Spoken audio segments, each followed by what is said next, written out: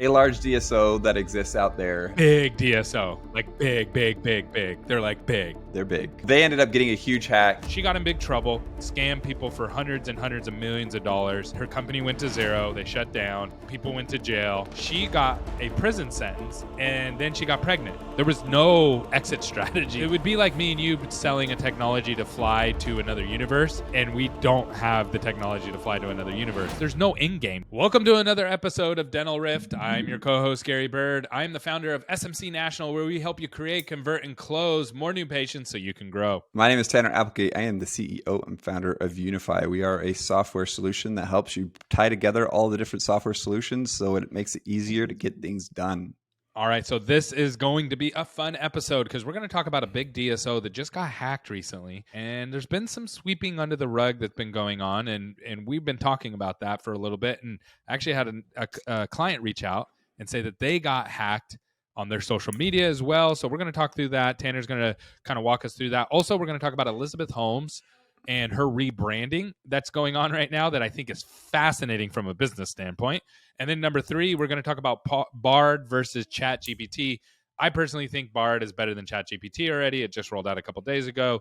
And I want to talk through that. So let's talk about this DSO that got hacked recently. Yeah, so large DSO, keeping it on the DL and who it is because they're not very public with it. So we don't want to come in and claim all these things and end up with a big giant lawsuit because that's no fun for anyone.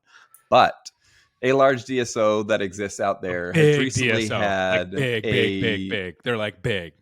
They're big. They're big.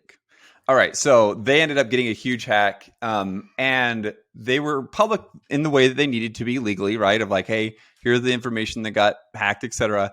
But what was interesting to me was that they played out really on the DL, on the down low of what was actually happening in the back end with their company, right? This was not just a small, like, let's shut it down for a day or so. This was like, we're going to have to take this huge DSO and really kind of put it on pause. And I think it was actually for multiple days, right? So this company, they have their own unique PMS, right? And so because of that, there's security flaws because they had to build their own team internally. It's not like a dedicated company out there that is in charge of the security of it. And so ultimately, what was fascinating to me was how much they were playing it down for their own PR perspective. But the reality is the industry needs to know that this is happening and needs to double down on protecting themselves. Yeah, so how do you do that? Sorry to disrupt the show, but I got something crazy to share with you. We are attempting to connect with all of our listeners. We have thousands of people that listen to this podcast, and we want to meet you in person. We have 4 events coming up, and I want to give you a discount code that you can use for the next week to save $300 off your ticket. The discount code is Gary Bird, and the link is going to be just down below. You can also go to smcnational.com/events. I hope to connect with you in person and help each other grow our businesses. Can't wait to see you soon. How do you double down on protecting yourself? Like, if someone's like, I haven't really done this yet, I'm growing, I'm starting to build everything out. Like, what's the next steps? It's a hard question to ask because to me, there are a few like sub verticals in dental that are really hard to get right if you're hiring or outsourcing this outside company, right? One of those, unfortunately, Gary, is marketing, right? Like you can totally be scammed by marketing, put a ton of money into it. And actually it's no better off than if you put no money into it. Yep. Same thing exists with IT, right? Just because you're paying a lot of money for your IT company doesn't mean that they're good.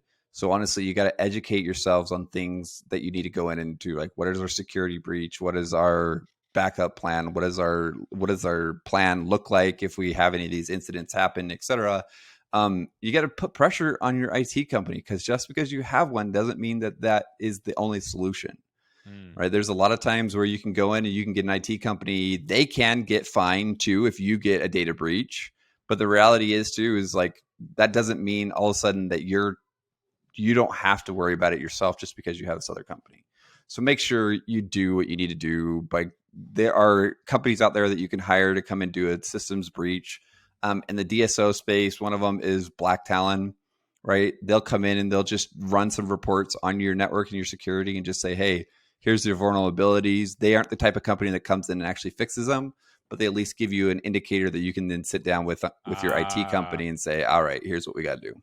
Yeah, that's a really good point. So they can, so basically, you're not going to be able to come in and learn everything about IT and be an expert in it, but you can set up your platform, use outside help to get there, and then bring somebody else in to pressure test it. Right. Okay, and That's then the you just best route to go. that's the best route to go. So that makes it pretty simple then. An entrepreneur can understand that really, really quickly.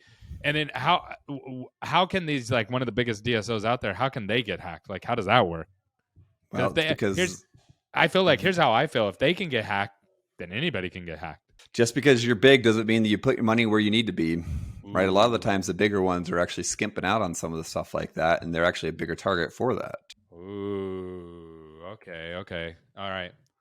Especially Man. when you're doing things like your PMS. Like a lot of the companies or dental offices these days have like on-prem or on-premise, right? The server for their PMS is right there in their office. But as you start moving to the cloud, especially when you build your own system, there are so many security vulnerabilities that if you do not cover, you are screwed. And this is what happened to that company. They built their own, and now they are a huge security vulnerability. All right. Well, I'm thankful that I don't have to answer for that kind of stuff. So let's talk about. You want to do Bard and ChatGPT, or do you want to do Elizabeth Holmes? Let's do some Liz Holmes. Okay, cool. So if you don't know this story, this is what happened. This lady went to college. She dropped out of college and started a tech company that she said that from a drop of blood, they could pull all the tests that they needed to pull and basically tell you everything that was going on with your body, and then make it really easy to get tests done and all those things. So everybody thought it was revolutionary. Everybody invested into it. I mean, tons of people, big names invested into it. Well, it turned out she was a complete scam and a complete liar. They didn't have any of the technology. They weren't even close to being able to get the deal done. I think actually Rite Aid bought into it and was putting the machines in. Humans were actually using it. It was giving false positives and wrong reports, and like all kinds of bad things happened that could really hurt people. So she got in big trouble, scammed people for hundreds and hundreds of millions of dollars, and her company went to zero. They shut down, and people went to jail. She got a prison sentence, and then she got pregnant, and she's doing a complete rebrand. And what I mean by that is, one of the things that she did when she was the CEO, and she was lying to everybody, she changed her voice. So she talked in this deep voice because she thought people would take her more seriously. She dressed like what's his name from Steve Jobs. Apple? Steve Jobs. She dressed like Steve Jobs. She did her hair a certain way. I mean, all these things that she was doing just to kind of scam people. Now she has a new haircut. She wants to be called Liz Holmes now. She's a mom. She has a kid, another kid on the way. She's married now. And she really wants to rebrand herself. And she did an actually really good job. They've been saying really nice things about her in the media. But what I found fascinating about this is that people rebrand all the time and pivot, and it looks like she's doing it now. She's still probably going to do some jail time, but she hasn't gone to jail the way she's supposed to at the time she was supposed to yet because of all of this. So fascinating. So this is the thing that's the most interesting to me about this is how, and again, obviously I don't know her personally, but how from an outsider's perspective, how manipulative she is in all systems that she's a part of, right? Like in the startup world, she dominated the startup world, right? There were people that were clamoring to get in to be able to put money into this scam of an organization because she manipulated her way to get this perception. Now, all of a sudden that she's gotten called out on it, etc., she went through and says, okay, I'm going to go to jail. What's the best way that I can get out of jail? She created this, like you said, this whole identity change where she's got a cute family, right? She's got kids. She just ended up gave birth to another kid. And that's what delayed her prison sentence. So she was supposed to go to prison, and now all of a sudden she got it pushed back on when she needs to report to prison because she appealed, hey, I've got this brand new baby. I need to stay home with them, right? I'm like, who is seeing through this? Like, this is crazy to me. Well, let me add a layer on. You may or may not know this. Do you know who her father was? No. He was the vice president of Enron. See? It runs in the family. That's what Enron, it was a huge scam, even bigger than this one. And so that was her dad. And then she just kind of doubled down and created this thing. I'm actually very impressed at what she was able to do, even though she was lying and all those kind of things. Like that's what she did was really hard to do. Right. And but at the end of the day, she's just finessing people again. That's my opinion. That Yeah, she's it is. I don't know. It blows my mind that she's still able to do this. And honestly, I think that she'll continue to be a public figure her whole life because of her ability to make things like this happen. Yep. She'll position like I have no doubt she'll get out of jail early. She'll come out and coming out of jail, she'll have a whole business lined up. And there's certain things she's not allowed to ever do again around securities and different things like that because she got nailed. But she's going to do something. I can promise you that. So very, very interesting. And so keep in mind, when you mess up in business, if she can rebrand, anybody can rebrand, right? So Have you been following Billy McFarland? no. Do you know who he is? Mm-mm. He's the guy behind Fire Festival. Yes. Okay. Yes, I have. Yep. Okay, so Billy McFarland is he's out of jail, right? For those that don't know, Fire Festival was this super ultra wealthy private island type of Coachella Burning Man style event, right? Tickets were going for hundreds of thousands of dollars for certain packages, right? Like it was super exclusive, super private. Turns out that it was a complete it is a scam, right? He went to jail for scamming and money laundering, but the reality is like it was just a poorly executed event. They get there, they're like in these tents, they don't have enough things like water and food, and anyways it blew up in the media. He went to jail. The guy's out now and he's literally doing a Fire Festival 2.0. Have you seen that? Yeah, I've seen him. I've heard about it. I've heard him go on and he's trying to make things right. I've heard his background story. Like I get it. He scammed people. It turned into a big scam, but I think he was really trying to do an event and it like totally belly flopped. Elizabeth Holmes was just making stuff up.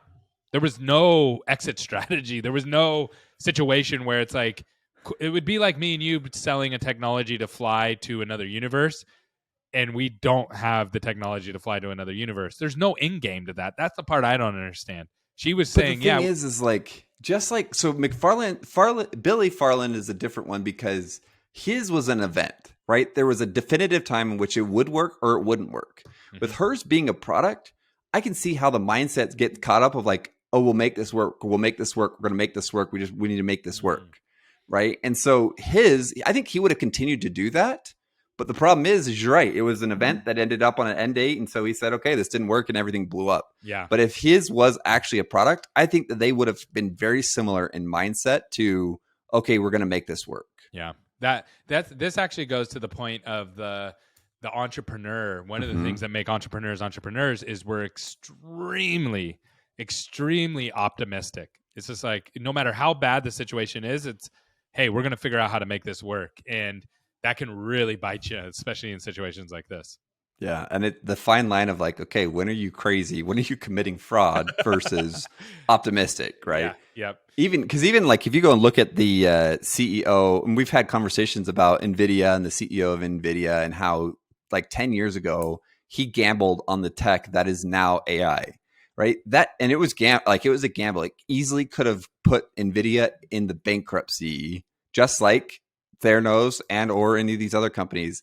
But the difference was he was successful. And so now he's lauded. I mean, everyone thinks of him as the hero. Yep. Right. It's so funny, the fine line between the two. It's same thing with coaching in sports. So when you have the ball on the 1 yard line and you have Marshawn Lynch as your running back, and you could just hand him off to him and win the Super Bowl. Instead, you throw and it's an interception and you lose the Super Bowl. If that throw wasn't intercepted, then you're the Super Bowl winner, the genius coach, because it worked. But when it doesn't work, you're an idiot. And why did you do that? And business can tend to be like that at times, where it's kind of a winner takes all. At least we have that mindset. But I don't. It's two different games that we're playing. One is infinite, that's going to keep going, and one is finite. And so, anyways, I find this stuff fascinating. No, I do too. I definitely feel the same way. Let's talk about Bard and ChatGPT. Let's do it. Have you used Bard yet? I was playing around with Bard a little bit actually this morning. What do you think? I was using it, so I've only been able to play with it for 2 use cases, and honestly, I didn't like it. What didn't you like about it? I didn't like the output that it gave. Okay, Okay. so one of the things that I was doing is I was coming up with a project proposal, right? A lot of the times, what I'm doing as a company is I'm still trying to figure out, okay, what's our go-to-market target strategy? And so I'm getting strategic in different relationships, and I'll go in and type out all this information and ask it to create a project proposal for me. Did it in ChatGPT 4.0 as well as in Bard, and GPT I felt like had a better comprehension of what I was trying to understand with the exact same prompts. Bard spit out something that I was like, this is not even close to what I was wanting.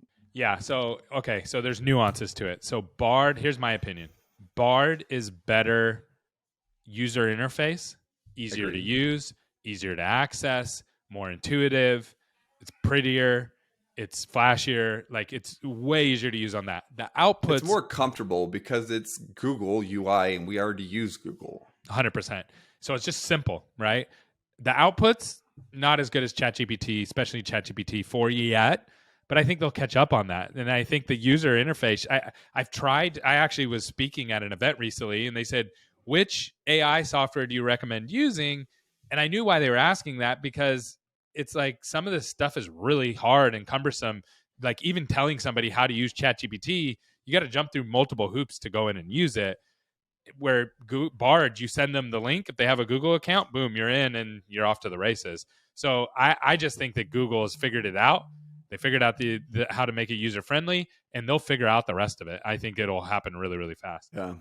I think though that right now it's you got to be a little bit careful with it because as I've gone through and done a lot of education with people about how to use things like ChatGPT, one of the things that I found for long-term adoption is how much do I trust the first handful of answers that I get when I start using it in a testing way, right? I'm not comfortable with it, et cetera. I'm going to start using these prompts just to see what it does.